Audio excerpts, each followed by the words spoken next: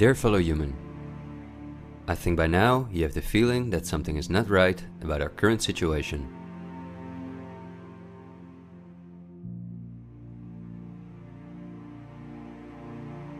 But I also think that the many ill-founded conspiracy theories may have caused you to distance yourself from both the media scaremongering and from those who spread the conspiracy theories.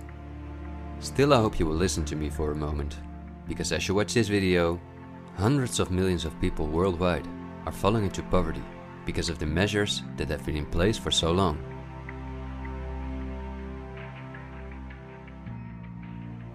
And although the biggest economic crisis that we will ever experience may not have affected you personally yet, it's only a matter of time before the ripple effects also reach you and your loved ones.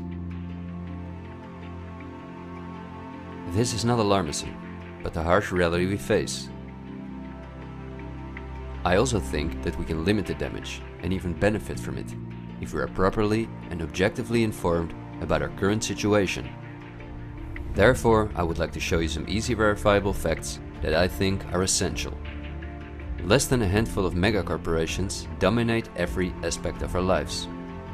That may seem like an exaggeration, but from the breakfast that's on the table in the morning, to the mattress we sleep on at night, and everything we do, put on, or consume in between, all are largely dependent on these corporations. These are investment companies of immense proportions, and they manage the major money flows on Earth. They are the protagonists of the play which we are currently witnessing. So as not to take up too much of your time, I've summarized the most important information as briefly as possible. How does it work? Let's take as an example a company like PepsiCo, which is the parent company of many of the most popular soft drinks and snacks in the world. There appear to be many different competing brands, but they all come from the factories of a small number of corporations that together have a monopoly on the industry.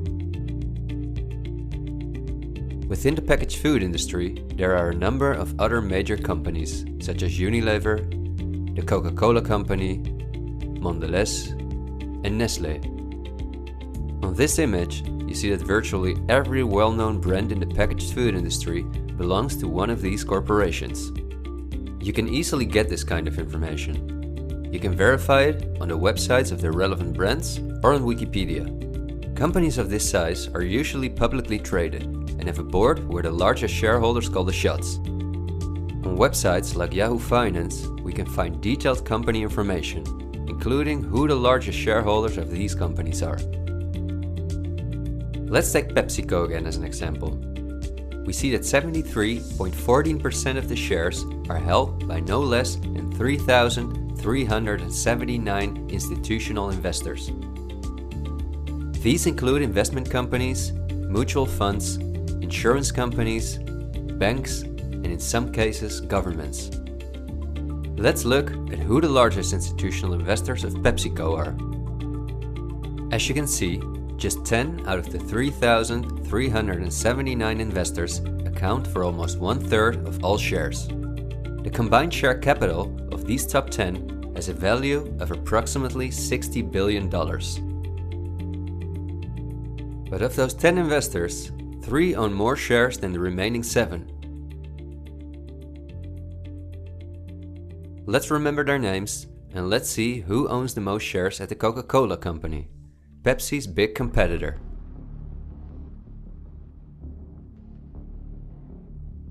We see that just like with PepsiCo, the majority of the shares are held by institutional investors. Let's look at the top 10 and start with the last one of them. 4 out of these 6 institutional investors we also saw at the last 6 of PepsiCo. These are Norton Trust, JP Morgan Chase, Geode Capital Management, and Wellington Management. Now, let's look at the 4 largest shareholders. 3 of these we also saw in the top 4 at PepsiCo. They are BlackRock, Vanguard, and State Street. And there's another one, Berkshire Hathaway. These are the 4 largest investment companies on the planet. PepsiCo and Coca-Cola are anything but competitors. But also the other big companies that own many brands, such as Unilever, Mondelez and Nestlé, are owned by the same small group of institutional investors. And you don't only find these names in the packaged food industry.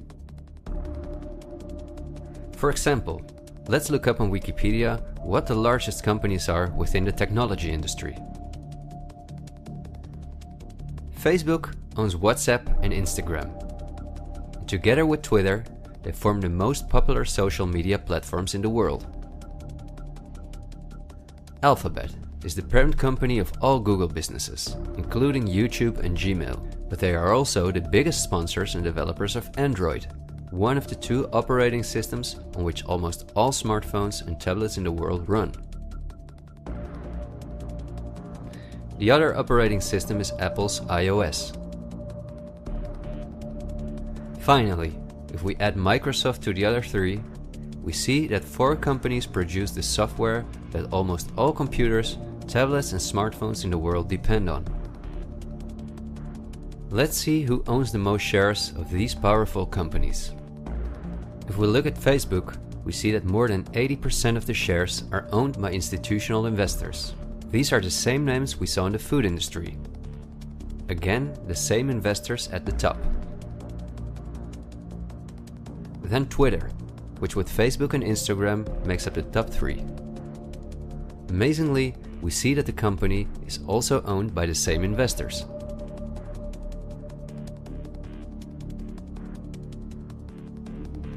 We see them at Apple, but also with their big competitor Microsoft.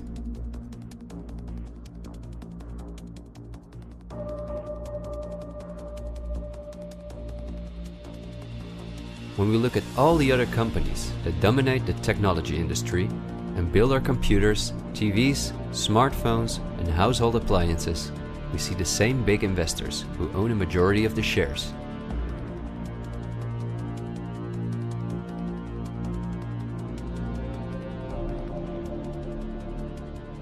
We see this within all industries around the world.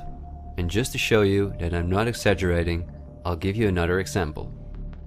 Let's say we want to plan a vacation.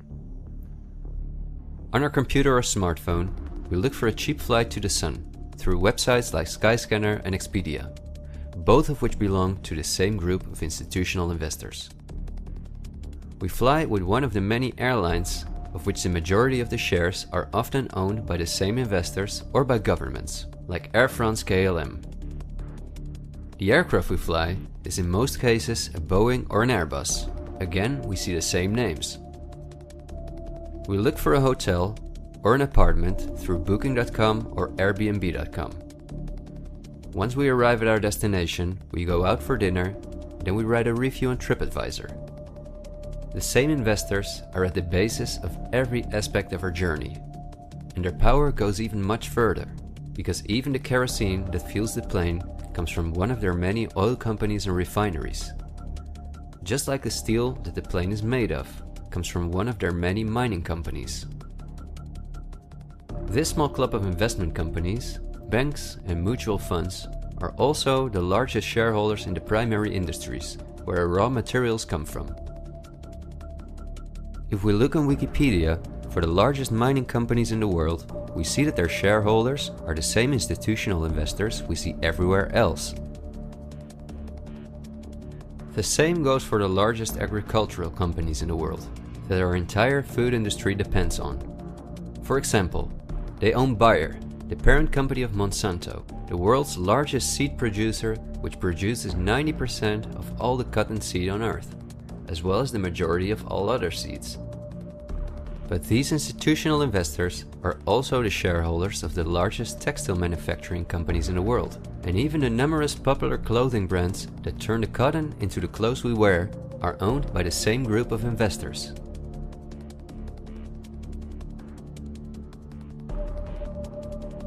Whether we have the world's largest solar panel producers or the largest oil refineries, the shares are managed by the same companies. They own the tobacco companies, who produce all the popular tobacco brands in the world. But they also own all the major companies in the pharmaceutical industry and the scientific institutes that produce the drugs.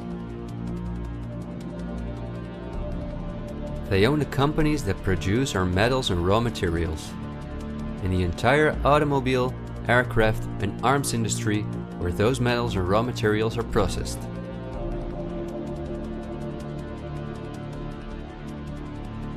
They own the companies that build our electronics. They own the big department stores and online marketplaces.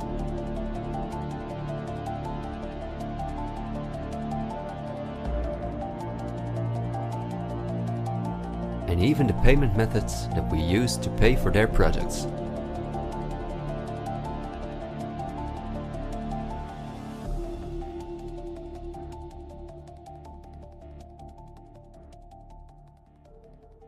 Because I want to keep my story as short as possible, I've decided to only show the tip of the iceberg.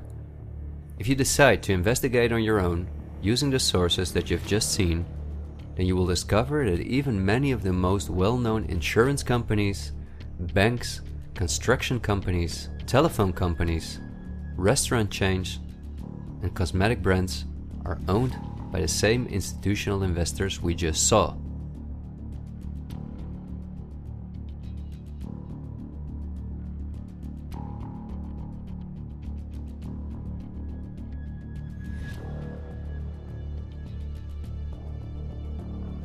These institutional investors are, as I told you earlier, mainly investment companies, banks and insurance companies. They are in turn also owned by shareholders. Now, what is the most amazing thing? All of these institutional investors own each other's shares, and together they form an immense network that we can compare to a pyramid. The smaller institutional investors are owned by larger investors, who in turn belong to even larger investors. The visible top of this pyramid consists of only two companies, and we have seen their names many times by now. They are Vanguard and BlackRock. The power of these two companies is something we can barely imagine. Not only are they the largest institutional investors of every major company on Earth, they also own the other institutional investors of those companies, giving them a complete monopoly. According to a report by Bloomberg, one of the most respected institutions in the world in the field of financial data and analytics, experts expect that by 2028, both companies will collectively manage about $20 trillion in investments, and in the process will own almost everything on Earth. The same Bloomberg called BlackRock the fourth arm of government, because it is the only non-government entity that has a close relationship with the federal banks, also called the central banks. BlackRock not only lends money to the federal banks, but is also their principal advisor and the developer of the computer system that the federal banks use. Dozens of BlackRock employees had senior positions in the White House during the Bush and the Obama administrations, and currently under Joe Biden. BlackRock CEO Larry Fink is a welcome guest with many heads of state and politicians, and understandably so. He's the face of the company that pulls the strings.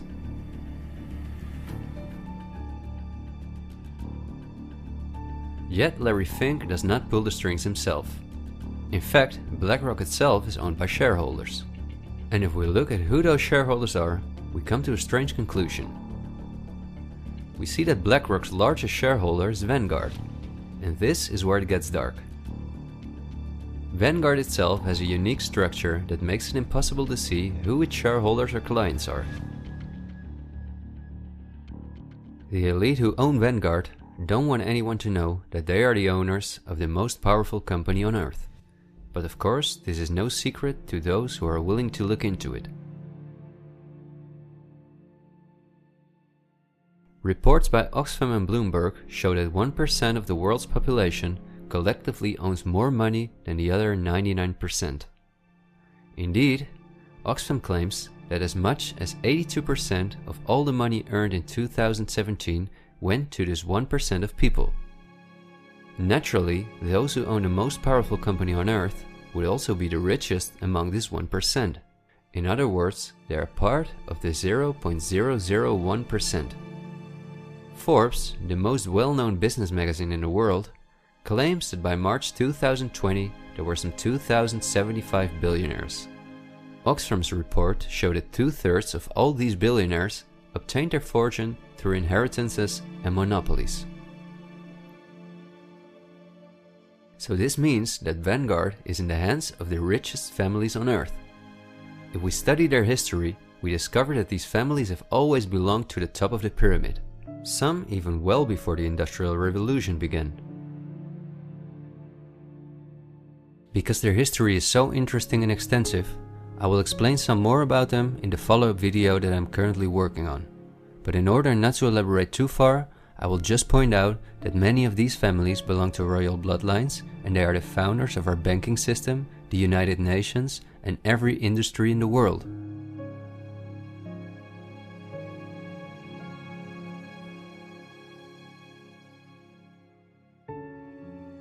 These families never lost their power, but because of an increasing world population, they were forced to hide behind investment companies such as Vanguard, whose largest shareholders are the private funds and non-profit organizations of these families.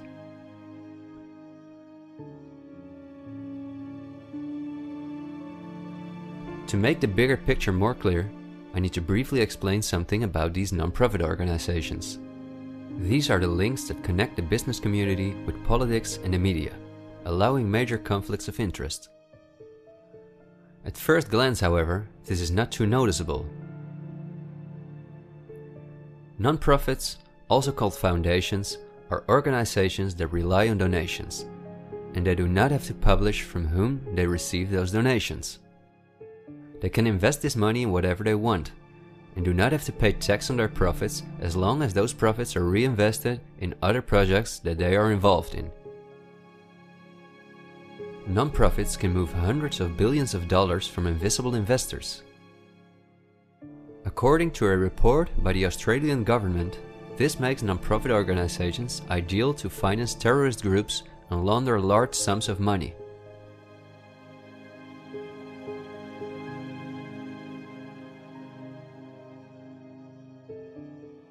The foundations and funds of the families who are highest in the hierarchy of the 1% hide behind the scenes as much as possible. However, for cases that have a lot of publicity and attention, they use the foundations of philanthropist families that are lower in the ranking, but who are also extremely wealthy. In order to be concise, I will only highlight the 3 most important foundations in the world that connect all the industries in the world to each other. These are the Bill and Melinda Gates Foundation, the Open Society Foundations of the controversial multi-billionaire George Soros, and the Clinton Foundation. A very brief introduction to give you an idea of the size of these types of foundations.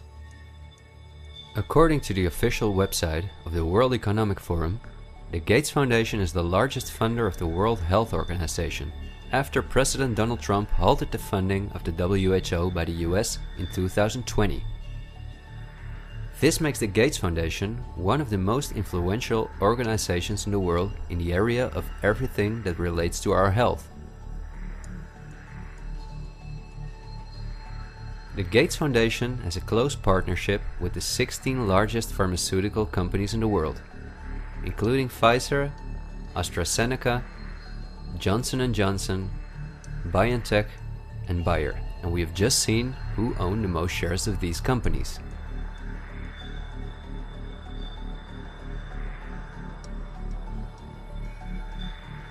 Bill Gates was anything but a poor computer nerd who made it to one of the richest people in the world, but he came from a philanthropic family that, just like himself, worked for the absolute elite. Bill is the founder of Microsoft, which is owned by BlackRock, Vanguard, and until recently Berkshire Hathaway. But at the same time, the Gates Foundation is the largest shareholder after BlackRock, Vanguard, and State Street in Berkshire Hathaway, where he was even on the board for a while. We would spend hours if we considered everything the Gates Foundation, the Open Society Foundations of George Soros, and the Clinton Foundation are involved in. But because they connect us with the next topic and with the current events, this brief introduction was important. I think the next topic should start with a question. A random person like myself, with very little experience in video editing, using an old laptop, can in 20 minutes objectively portray that only 2 companies have a total monopoly over all the industries in the world. So the natural question is, why don't you hear about all of this in the media? What? It's a good question. Every day we have the choice between countless reports, documentaries, and television programs, and yet not one of them talks about this. Is it something not interesting enough? Or might there perhaps be other interests at play? The answer we get again from Wikipedia. About 90% of the international media is owned by 9 media conglomerates. The companies owned by these media conglomerates are too many to mention, so I'm just going to show you the most important brands that we all know. Viacom CBS is the parent company of, among others, all CBS channels, Paramount, where the most famous movies and series in the world come from, MTV, Comedy Central, Nickelodeon, the popular British Channel 5, and the popular Australian 10. Guess who the largest shareholders of Viacom CBS are? Before we look at the other major conglomerates, let's not forget to mention our extremely powerful streaming monopolists, Netflix and Amazon Prime, both of which belong to the same shareholders. Then AT&T, which is the parent company of Warner Brothers, HBO, Discovery Channel, CNN, Cartoon Network, TNT, DC, and many other well-known brands. Guess who the largest shareholders of AT&T are?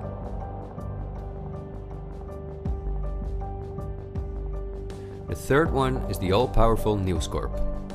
This company owns many of the most well-known national and regional newspapers, magazines, and TV channels in the US, the UK, and Australia. The shares of News Corp are owned by the American multi-billionaire Rupert Murdoch and by the institutional investors we see everywhere else. News Corp's sister company is Fox Corporation, which is also one of the most powerful media conglomerates on Earth. Just like News Corp, it is owned by the Murdoch family and the usual investors. Then the Walt Disney Company, a conglomerate of unimaginable dimensions, with many subsidiaries such as Pixar, Marvel, 20th Century, Lucasfilm, ABC, National Geographic, and Hulu. Who are their biggest shareholders? Another powerful media conglomerate is Comcast. This is the parent company of NBC, DreamWorks, Universal, the Sky Group, Focus Features, Xfinity, and many other major media brands. As you would expect, their largest shareholders are Vanguard and BlackRock.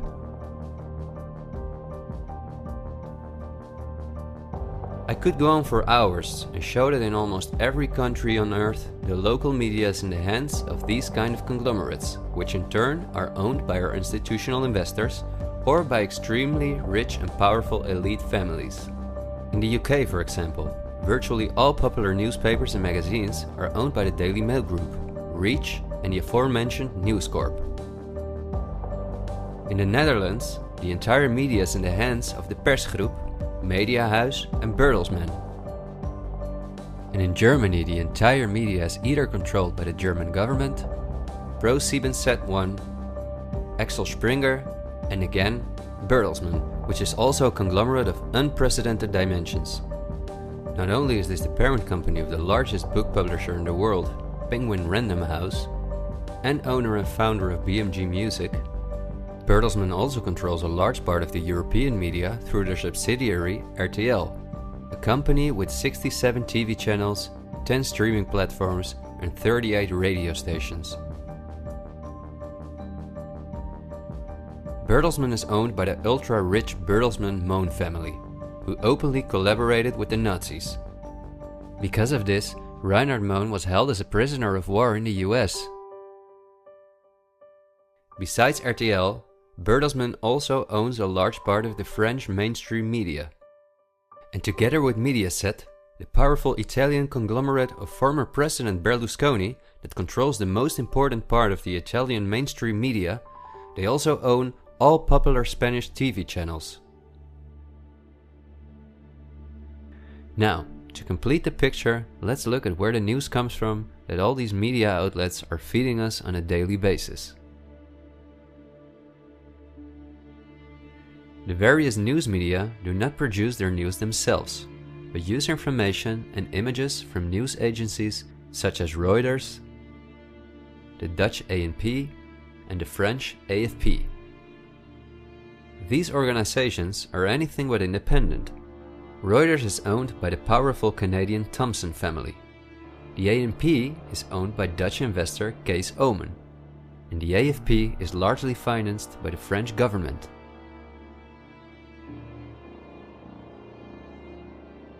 The main journalists and editors who work at our media or at these news agencies are affiliated with important journalistic organizations, such as the European Journalism Centre. These are one of the largest funders of media-related projects across Europe. They train journalists, produce study materials, give internships at, for example, the ANP, and work closely with the world's largest corporations such as Google and Facebook. For journalistic analysis and opinion, all the major media outlets in the world use Project Syndicate, the most powerful organization within its field. It supplies the 506 most important media outlets in 156 countries. Project Syndicate, plus an organization such as the European Journalism Centre, together with the news agencies, are the connecting link between all the different media outlets around the world. When newscasters read the news from their teleprompters, there is a good chance that the text comes from one of these organizations. As a result, the global media is often synchronized in its reporting. We are concerned about the trouble and trend of irresponsible, one-sided news stories plaguing our country. The sharing of biased and false news has become all too common on social media. More alarming, some media outlets publish these same fake stories without checking facts first. The sharing of biased and false news has become all too common on social media. More alarming, some media outlets publish these same simply aren't true without checking facts first. Unfortunately, some members of the media use their platforms to push their own personal bias and agenda to control exactly what people think. And this is extremely dangerous to our democracy. This is extremely dangerous to our democracy. This is extremely dangerous to our democracy. This is extremely dangerous to our democracy. This is extremely dangerous to our democracy. This is extremely dangerous to our democracy. This is extremely dangerous to our democracy. This is extremely dangerous to our democracy. This is extremely dangerous to our democracy. This is extremely dangerous to our democracy. This is extremely dangerous to our democracy. This is extremely dangerous to our democracy.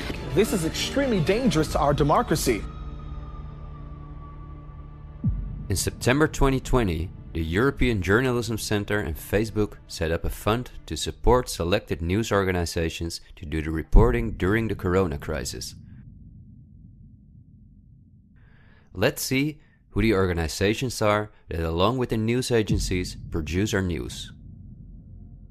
At Project Syndicate, we see the Bill and Melinda Gates Foundation, the Open Society Foundation, and the European Journalism Centre.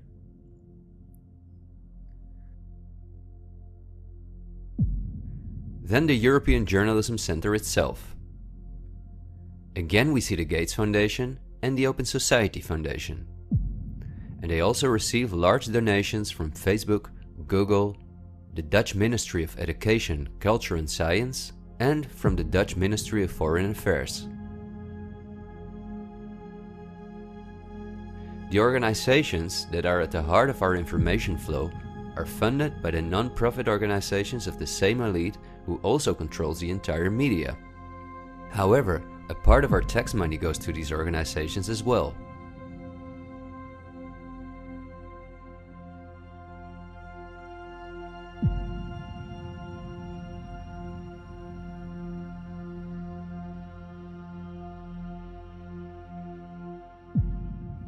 Okay, I realize this was a lot of information to process, and believe me, I've made it as short as possible, and I've only used those examples that seem necessary to show you the overall picture, so you can understand the current situation better.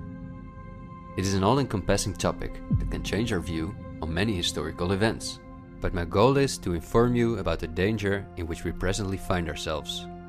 There will be enough time for us to delve into the past, so let's talk about the current events now. The elite that controls every aspect of our lives, up to the information that we receive, depends on an unimaginably coordinated collaboration to keep all the different industries on Earth connected to each other, in order to ensure they all work in the elite's interests. This happens at the World Economic Forum, one of the most important organizations in the world. At its annual meeting in Davos, the CEOs of the largest companies on Earth gather along with heads of state, politicians, and other influential individuals and organizations like UNICEF and Greenpeace.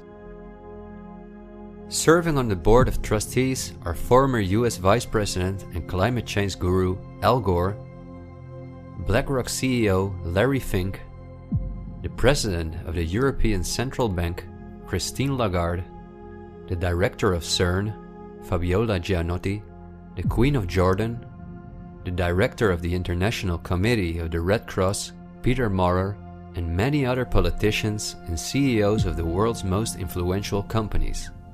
According to the WEF's official website, their annual membership fee ranges between 53,000 and 530,000 euros. But according to the WEF's year reports, around 71% of their total budget comes from its partners, who in this way pay for the membership of young politicians who cannot afford their own fee.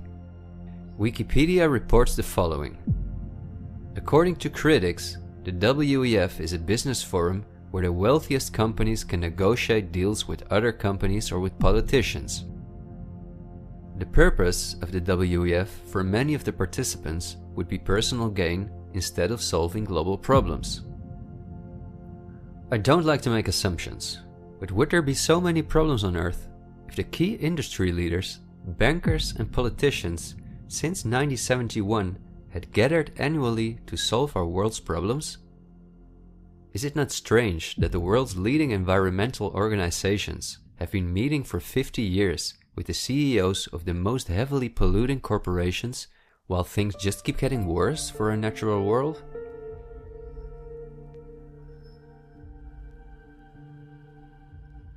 That these critics of the WEF are right soon becomes clear when we look at who the most important partners are that account for almost 71% of the WEF's budget.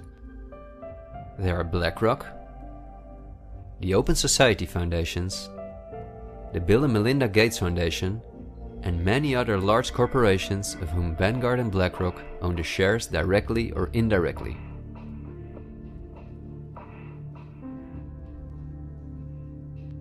The president and founder of the WEF is Klaus Schwab, a German professor and businessman. In his book, The Great Reset, he describes in detail the plans of his organization.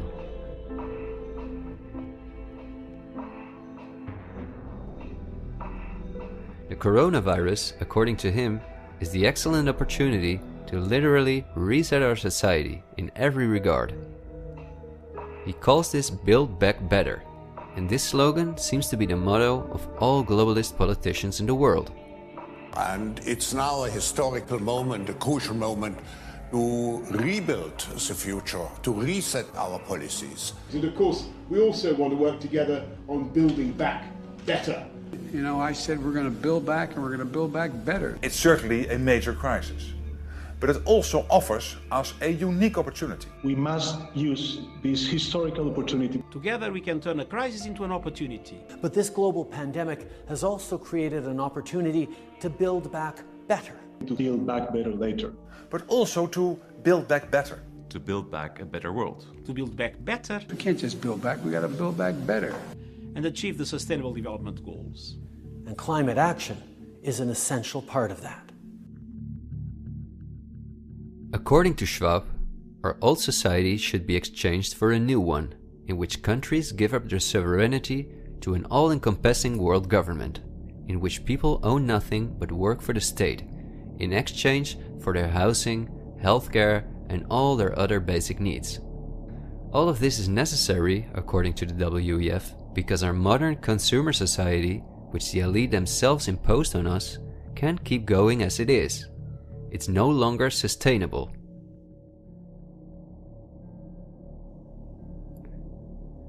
Schwab says in his book that we will never return to the old normal.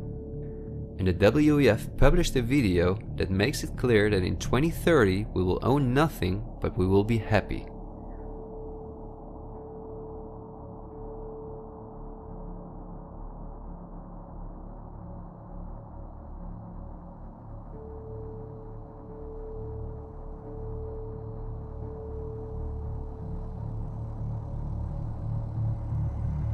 You've probably heard some talk about the New World Order. The media wants us to believe that this is a topic for conspiracy theorists, although it has been talked about for generations by presidents such as George Bush Sr., Nelson Mandela, and Bill Clinton. We have before us the opportunity to forge for ourselves and for future generations a new world order, a world where the rule of law, not the law of the jungle, governs the conduct of nations. When we are successful, and we will be, we have a real chance at this new world order, an order in which a credible United Nations can use its peacekeeping role to fulfill the promise and vision of the UN's founders. After 1989, President Bush said, and it's a phrase that I often use myself, that we needed a new world order. That the affirmative task we have now is to actually create a new world order. But also by the world's most famous philanthropists such as Cecil Rhodes, David Rockefeller, Henry Kissinger, and even George Soros. I think you need a new world order, that China has to be part of the process of creating it, and they have to buy in, they have to own it. These important figures, who apart from Mandela, were all among the top of the elite when they were still alive, are not the only ones who dream about an all-powerful world government. In 2015, the UN presented its controversial Agenda 2030, which is almost identical to Klaus Schwab's Great Reset. In their own words, the UN, like Schwab, wants to ensure that by 2030, poverty, hunger, environmental pollution, and disease no longer exist on Earth. It sounds like a sympathetic plan, until you read the fine print. You see, the idea is that Agenda 2030 is going to be paid for by us, the citizens. And just as it is currently required of us that we give up our basic rights for the sake of public health, we will be demanded to give up our wealth in favor of poverty reduction. These are not conspiracy theories. You can read this for yourself on their official website. In short, it boils down to this. The UN wants to take the tax money from all Western countries and give it to the mega corporations of the elite, who will be contracted to rebuild society.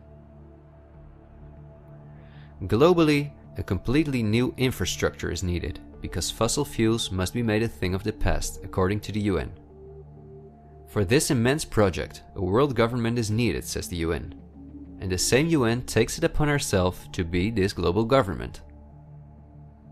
Just like Schwab, the UN also believes that a pandemic is the perfect opportunity to accelerate the implementation of Agenda 2030. It is worrisome that the WEF and the UN openly admit that they consider pandemics and other disasters as an opportunity to transform society, especially since we have seen that the elite have all the resources at their disposal to make us believe that there is a pandemic, and even to create one. So we certainly should not take these things lightly, and we should examine them carefully. And when we do that, we come across things that are even more troubling.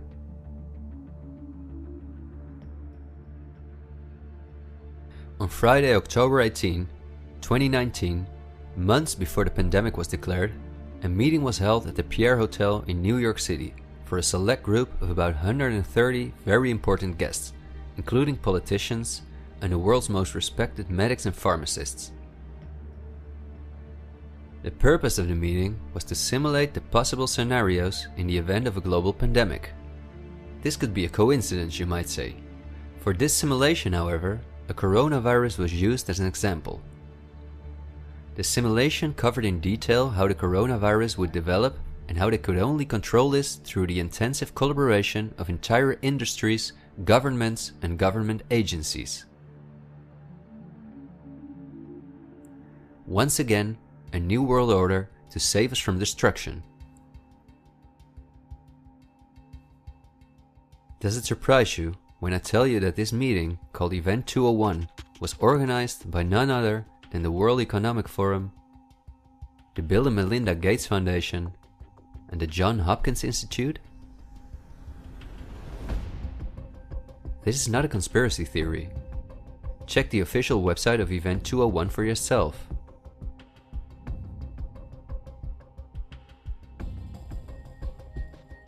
Perhaps at this point, it will no longer surprise you that the German Robert Koch Institute, which like every national health institute in the world is closely linked to the WHO, which is funded by Bill Gates, created a similar simulation in 2012. As was the case during Event 201, the simulation assumed the coronavirus.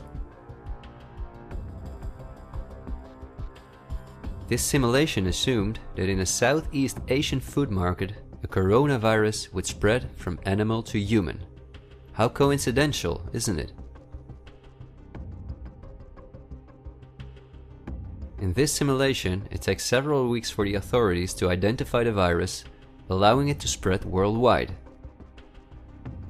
A simulation is made of the consecutive 3 years, in which there are lockdowns and economies are destroyed. But also the impact on society is simulated in all aspects, even the protests. I won't tire you with the details. In fact, you can download this analysis for yourself from the website of the German government. The last thing I want to show is an excerpt from a lecture that Belgian top virologist Mark van Ranst gave on January 22, 2019 at the Chatham House, a major non-profit organization in London, where important world leaders meet to discuss global issues. Winners of the Chatham House Prize include Hillary Clinton, Melinda Gates, and John Kerry.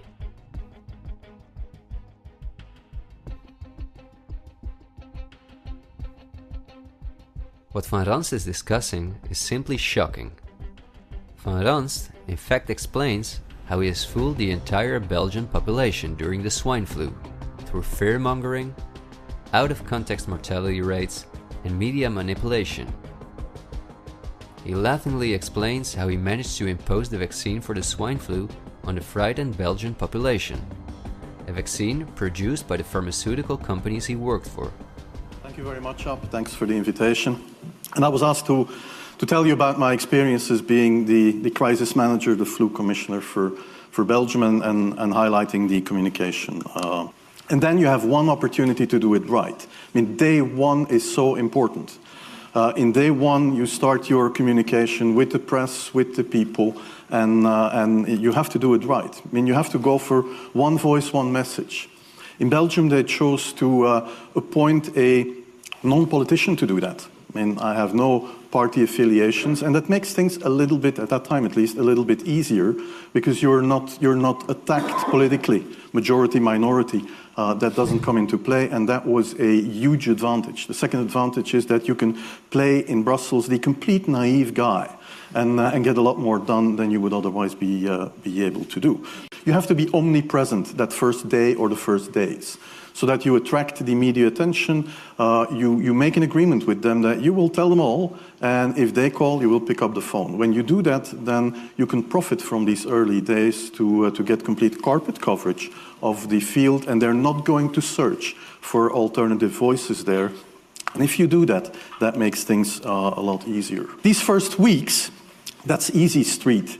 When you have no opposition and everybody needs news and they can come to you for news, you can bring quite a lot of neutral information, and it is picked up, and it is well, the news is brought the way you bring it, and that is you can only do that in the first couple of weeks or months. And then you have to say, okay, well, we will have H1N1 deaths. Of course, that would be unavoidable.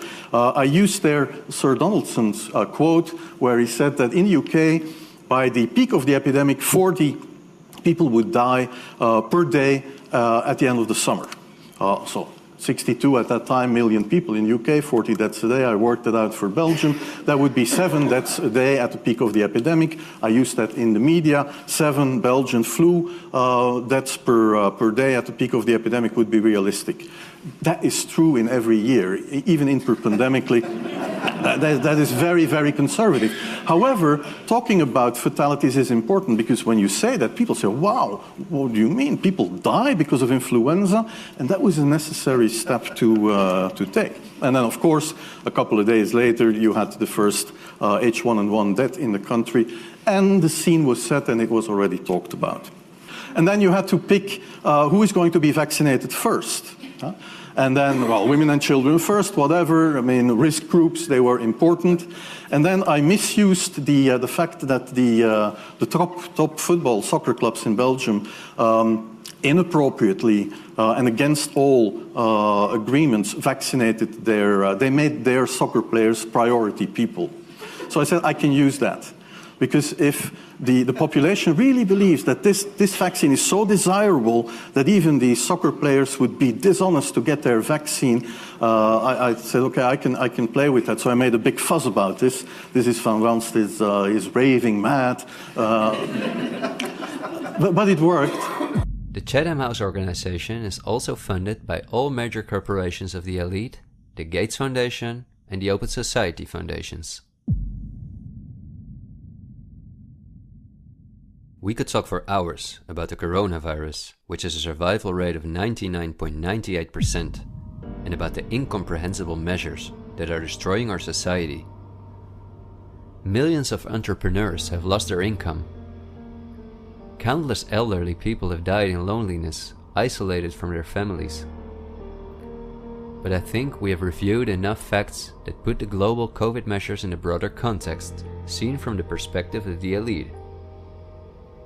This extremely wealthy elite, collectively of tens of thousands of billions, has no problem whatsoever with the fact that more than 40% of the world's population has to live on less than $5.50 a day, or that millions of children are dying from the drinking water contaminated by them, or from malnutrition,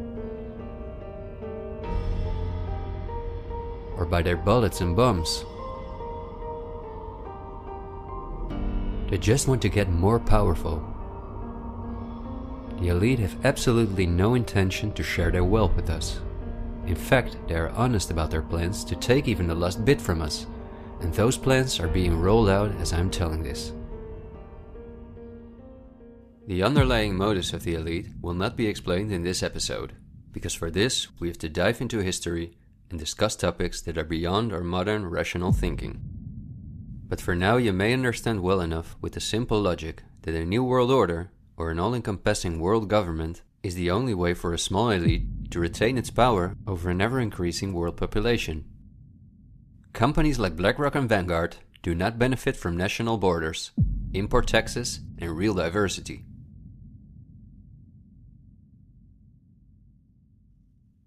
Only through fear and media manipulation can they maintain their grip on all of us.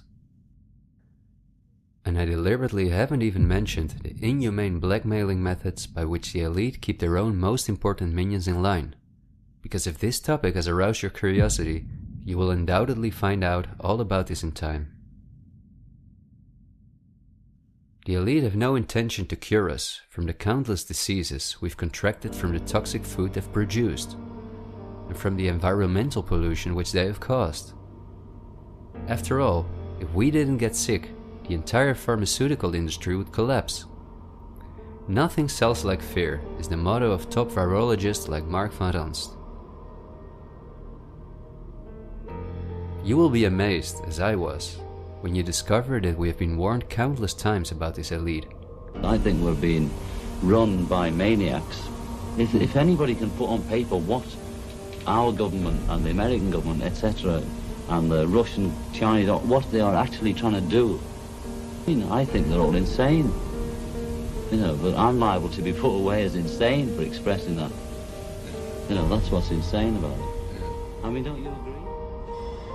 For we are opposed around the world by a monolithic and ruthless conspiracy that relies primarily on covert means for expanding its sphere of influence, on infiltration instead of invasion, on subversion instead of elections, on intimidation instead of free choice, on guerrillas by night instead of armies by day. It is a system which has conscripted vast human and material resources into the building of a tightly knit, highly efficient machine that combines military, diplomatic, intelligence, economic, scientific, and political operations. Its preparations are concealed, not published. Its mistakes are buried, not headlined. Its dissenters are silenced, not praised. No expenditure is questioned, no rumor is printed, no secret is revealed. President Kennedy has been assassinated. It's official now. The president is dead. Women here in shock, some have fainted. Grown men, Secret Service men standing by the emergency room, tears streaming down their face. There's only one word to describe the picture here, and that's grief, and much of it. It's official. As of just a few moments ago, the President of the United States is dead.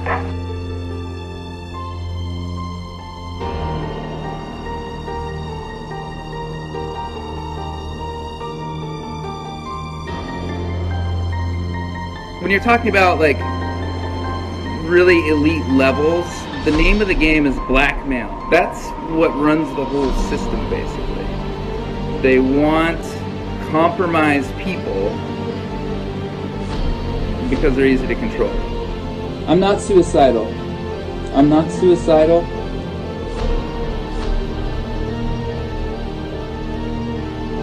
The deep state is those people within the U.S. government that are career employees that cannot be fired by people that we elect by the Congress or the President. Are these people in control?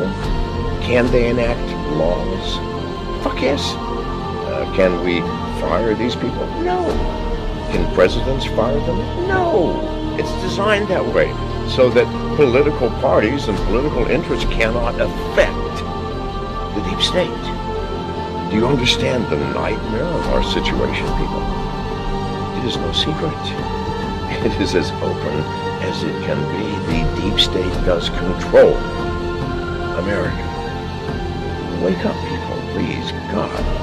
Use some common fucking sense. Thank you.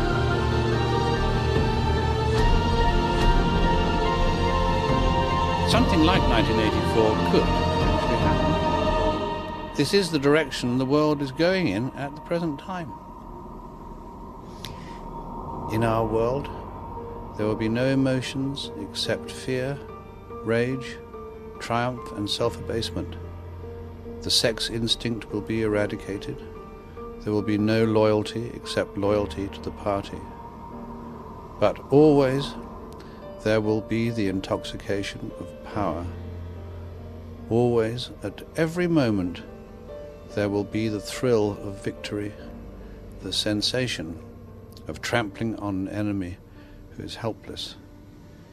If you want a picture of the future, imagine a boot stamping on a human face forever.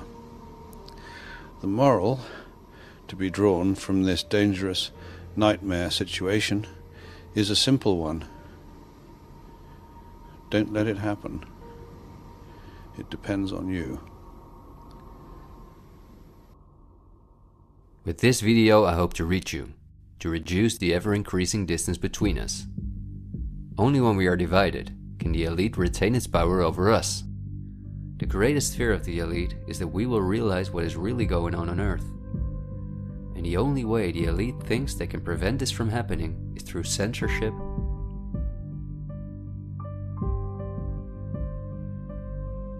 preventing human contact,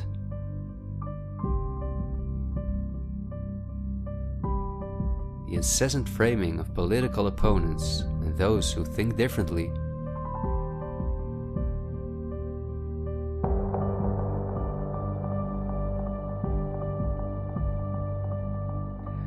and the use of brute force.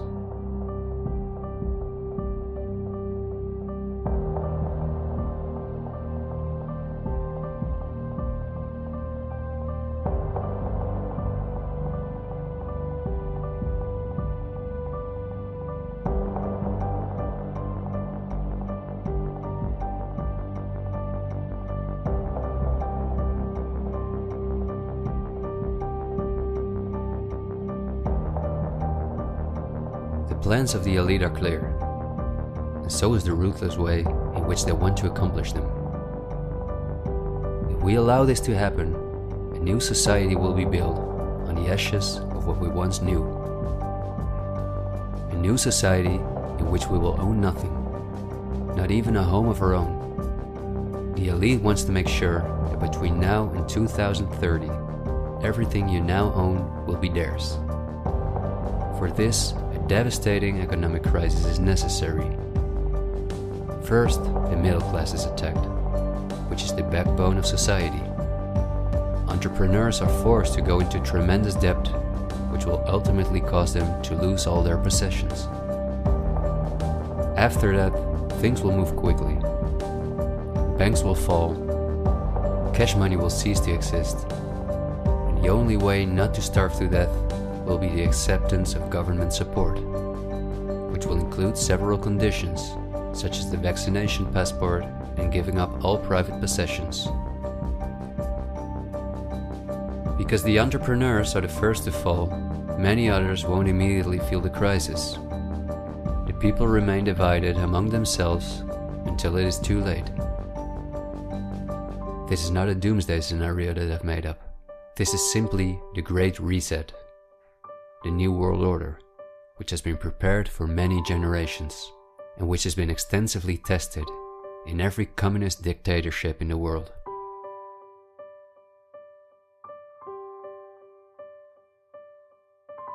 But this can also go a different direction, and instead of a great reset, we can cause a great awakening and create a world where no one has to go hungry, and where we can live in a sustainable way, in freedom, with each other and with nature. This is not an idealistic daydream. There have always been forces that have sought to break the power of the elite, but until recently, our means of communication were always insufficient to get a mass network in motion. The elite have always kept us in ignorance about the discoveries of geniuses such as Tesla, who was far advanced in the field of clean, free energy. Or Dr. Rife, who used radio waves to cure at least 16 terminal cancer patients before he, just as Tesla, died in a suspicious manner. Or Henry Ford, who in 1941 had already made a car out of bioplastic that proved stronger than steel. The elite have hidden countless such techniques from us because they form a threat to their monopolies in every industry. These were techniques that would have given us freedoms and put the elite's power at risk, which is based on our fear and dependence on their projects. These are not conspiracy theories, but facts. What I am saying is that a world of new possibilities is opening up for all of us, where there is no poverty, no pollution, diseases, or wars, and in which governments work for the welfare of the people rather than the other way around. Countless ailments that provide the pharma industry with hundreds of billions of dollars will be cured. No one will have to work their ass off to live a dignified life.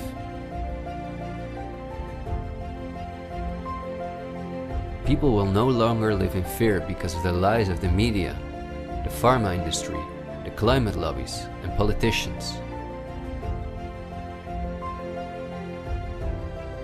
It's all on the horizon, but we have to go through the storm first and recognize what the real problem is in our society.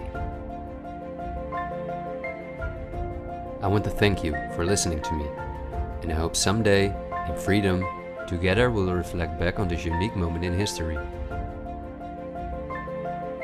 There is still so much to tell, but we will save the rest for later.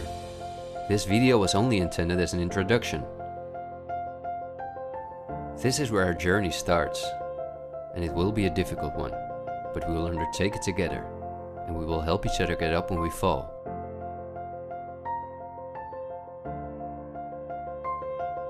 We will not be afraid. We are the 99%.